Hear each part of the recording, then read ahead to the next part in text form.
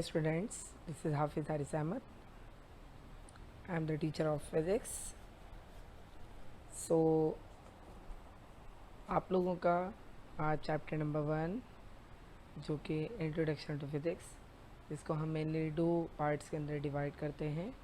First part is branches of physics and second part is contribution of scientist.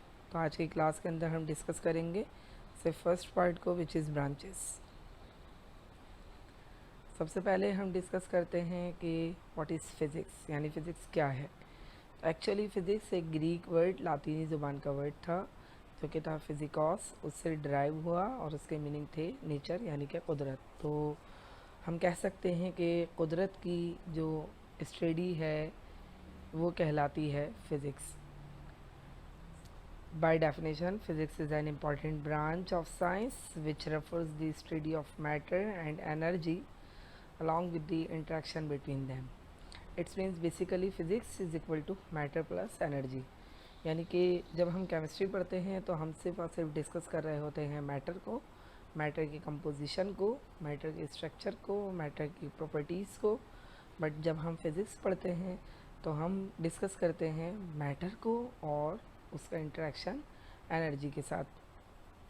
For example, let's say I have a motor bike जिसके अंदर fuel नहीं है तो वो सिर्फ एक मैटर है, एनर्जी नहीं है तो वो किसी काम की नहीं है. हमारे घर के अंदर अगर इलेक्ट्रिसिटी नहीं है और इलेक्ट्रिक अप्लाइंसेस मौजूद हैं तो विदाउट इलेक्ट्रिसिटी वो जस्ट एक मैटर है और वो हमारे किसी काम के नहीं हैं. सो फिज़िक्स के लिए ज़रूरी है कि मैटर का किसी न किसी पर्टिकुलर एनर्जी के साथ अलॉन्ग विथ होना हो.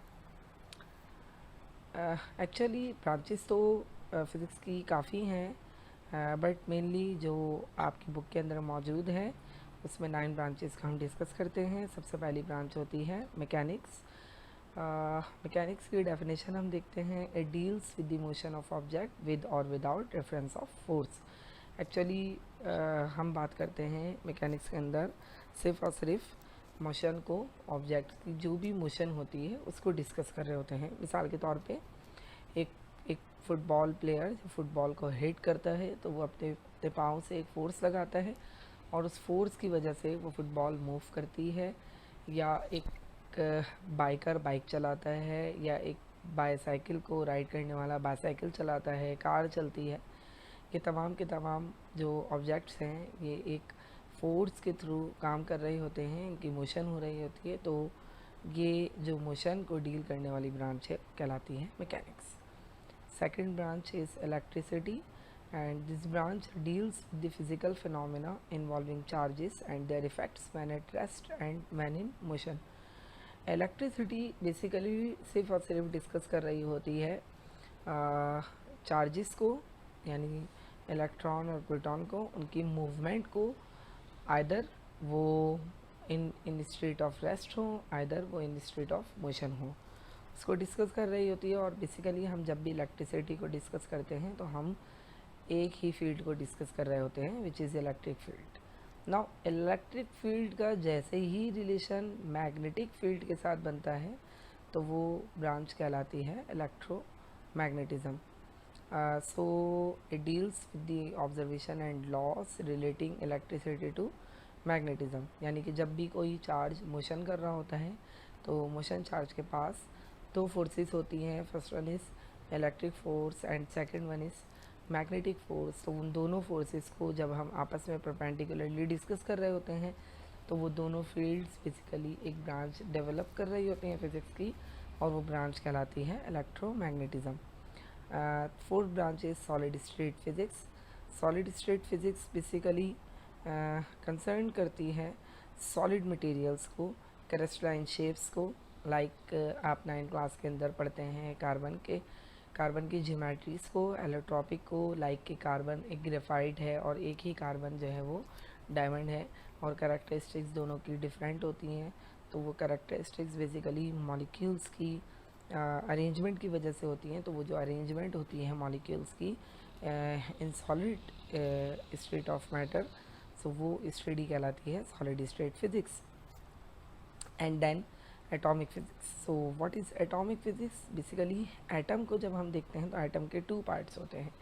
पहला पार्ट होता है इसका outer part which is called orbital, और ऑर्बिटल पार्ट जिसके अंदर शेल्स मौजूद होते हैं, एंड उसका इनर पार्ट होता है which is composed by nucleus in which two subatomic particles proton and neutron are present. So actually atomic physics discuss कर रही होती है structure and properties of atoms को, यानी कि ये एक ऑर्बिटल पार्ट को डिस्कस करती है जिससे हम स्ट्रक्चर्स को एटम के डिस्कस कर रहे होते हैं.